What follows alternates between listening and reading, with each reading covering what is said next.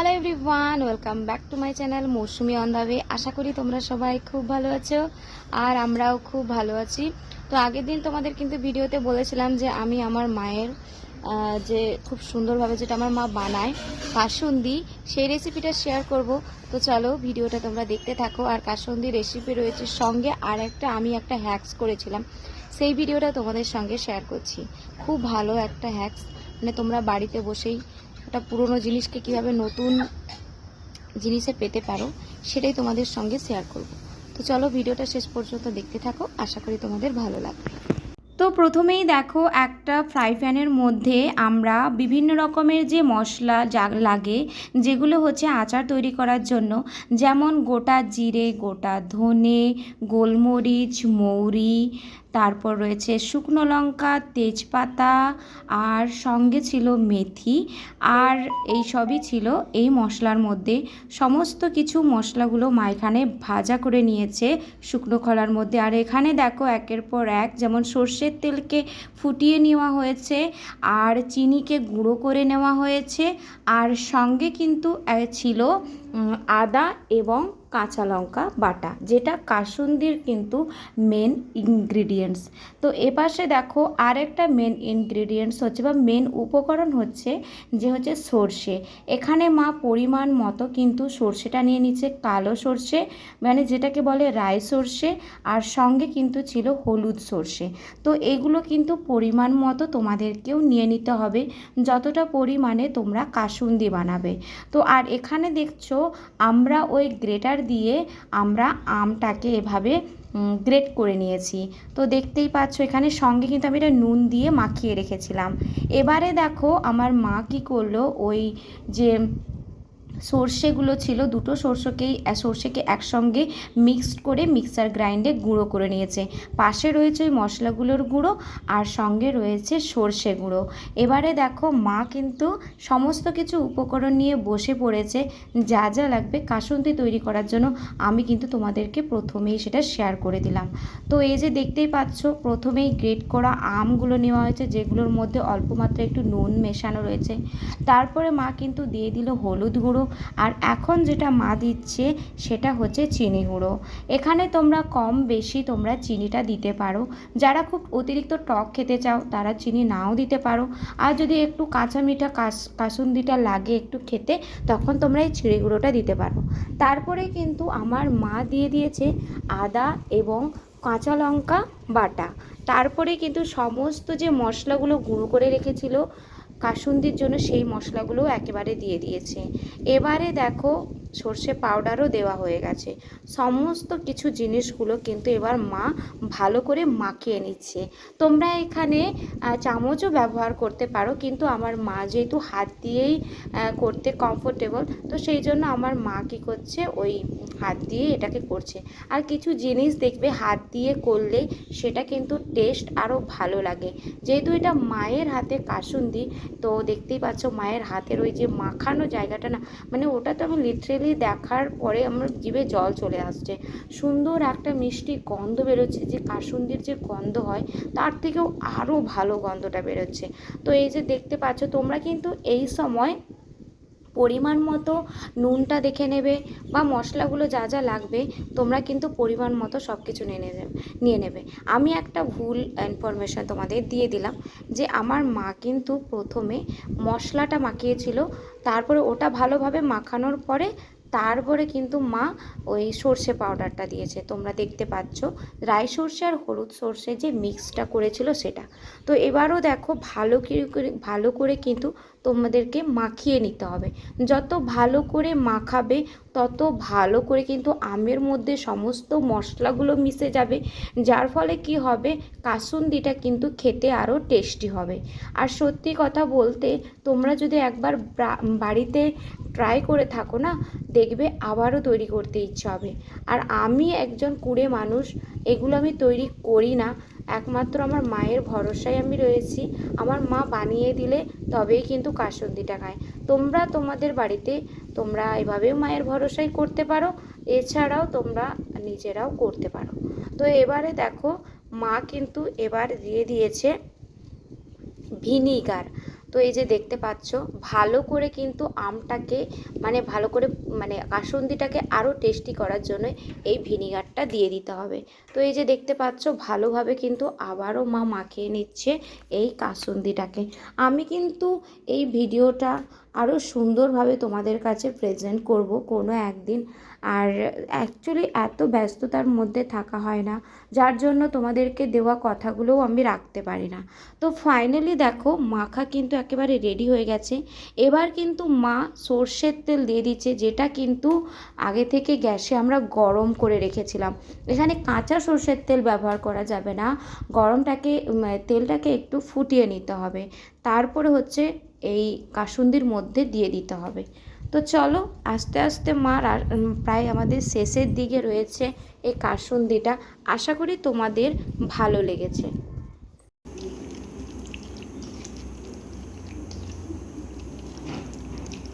3-4 দিন মোটামুটি আর ছোঁয়াই যাবে। কি তোমরা কি ভাবলে কাসুন্দি তৈরি করা কি শেষ হয়ে গেল? মোটেই না। সঙ্গে সঙ্গে কিন্তু এই কাসুন্দিটা খেলে তোমরা একেবারে খেতে পারবে না। এখনও কিন্তু এই কাসুন্দিটা তৈরি হয়নি, তার জন্য দেখো নেক্সট প্রসেসিংয়ে আমার মা কিন্তু চলে গেছে। এবারে কিন্তু এই যে জারের মধ্যে অল্প মাত্রায় তেল নিয়ে ভালো করে মাখিয়ে এবারে কিন্তু এই কাসুন্দিগুলো যে তৈরি করা হলো এগুলোকে জারের মধ্যে এবার রেখে দেবে। এই জারে রাখার পরে তারপরে কিন্তু মিনিমাম 4-5 দিন এদেরকে রোদ খাওয়াতে হবে, মানে এই কাসুন্দিগুলোকে রোদ দিয়ে দেওয়ার পরে তারপরে হচ্ছে তোমরা খেতে পারো, মানে কাসুন্দি এবার কিন্তু খাওয়ার যোগ্য হয়ে উঠবে। তো এই যে দেখতে পাচ্ছ মা কিন্তু আস্তে আস্তে করে এই জারের মধ্যে আমার প্রায় 2 জার ভর্তি কাসুন্দি তৈরি করা হয়েছে।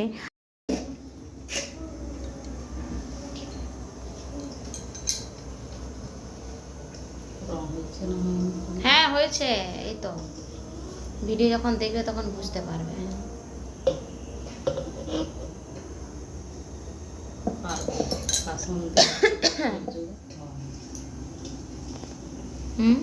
না তাই বাড়িতে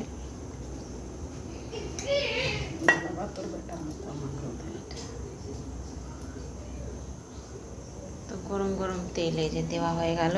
আর আমাদের কিন্তু কাসুন্দি কিন্তু এখনো খাওয়ার জন্য রেডি নয়, কিন্তু এটাকে 3-4 দিন এখন ছোঁয়াই যাবে না। হ্যাঁ 2 জার ভর্তি ভর্তি মায়ের কিন্তু এই যে তৈরি হয়ে গেছে কাসুন্দি। কাঁদছে, আরে রমিকে বকেছে, রমি বাইরে থাকবে না। এই দেখো আমাদের ময়না কাঁদছে, রমিকে তার দাদু বকছে বলে ময়না কাঁদছে। আরে রমি বাইরে ঘুমাবে, ও কুকুর তো, ও বাইরে পাহারা দেয়। ওরে বাবা রে, চোখের জলে ভাসিয়ে দিলাম মনের ঠিকানা। কি রে, রমিকে বকবে না দাদু? হ্যাঁ রমিকে বকবে না? দাদুকে বকে দাও তাহলে, যাও। দাদু রমিকে বকবে না, যাও বলবে, যাও। হ্যাঁ কে কি বলেছিস রে তোরা? এই কে কি বলেছিস?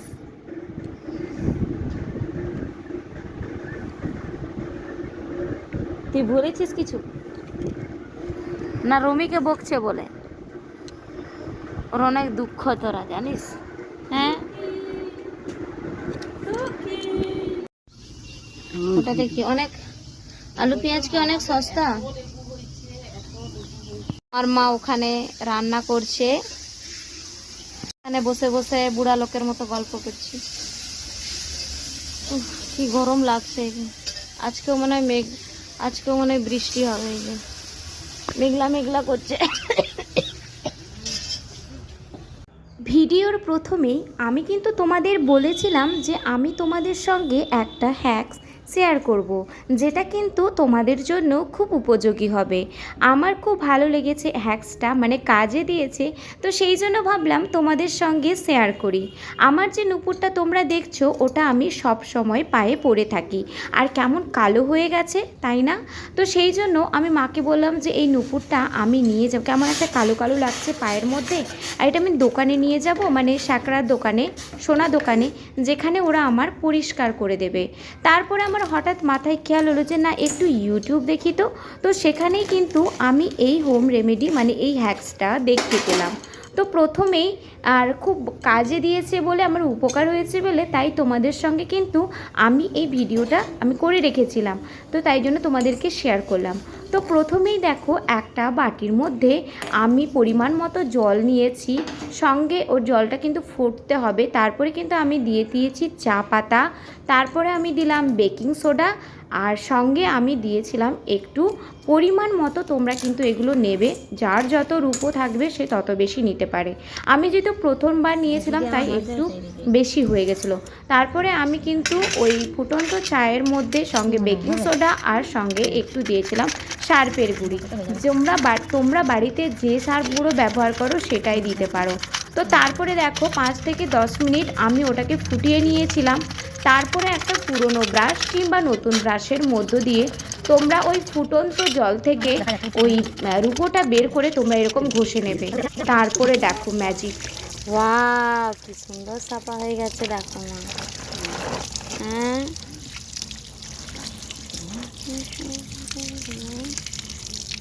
এখানে একটু তাহলে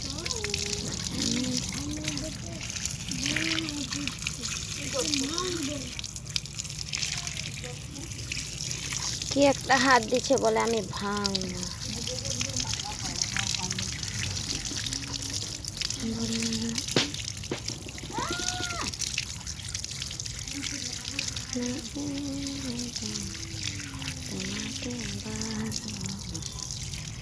এই তো সুন্দর, যদি ঘরেই পরিষ্কার করা যায়।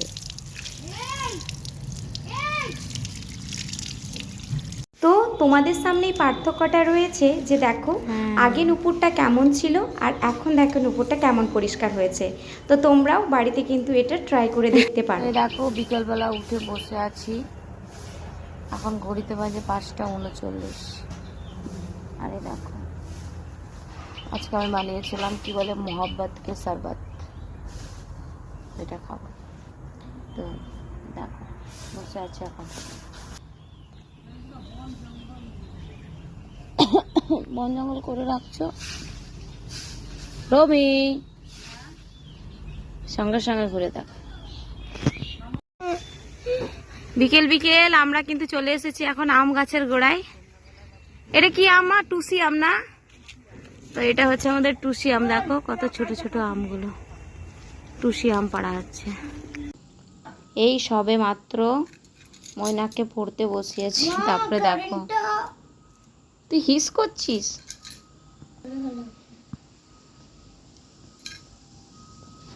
জানলা খোলে একটু, মনে হচ্ছে ঝড় হ্যাঁ ঝড় উঠেছে। এইটাই হচ্ছে, আমরাও যখন ছোটবেলায় ছিলাম খুব পাখি হয়েছে। আয় এই তো আলো জ্বালিয়েছি, পড়বি আয়, পড়বি আয় এবারে। দেখছো ফাঁকিবাজি কারবার, এটাই হচ্ছে ব্যাপার। গ্রামের দিকে এটা ঝড় উঠলেই কারেন্ট পালাবে।